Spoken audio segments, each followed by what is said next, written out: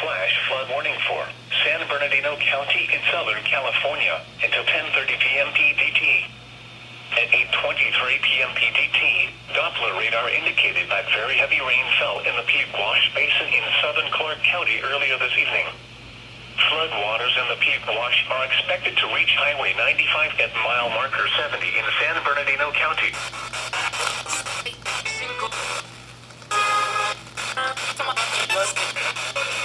Source: radar. Impact: flash flooding of small creeks and streams. Areas of San Bernardino County Highway 95 at mile marker 70, 10 miles south of the Nevada state line.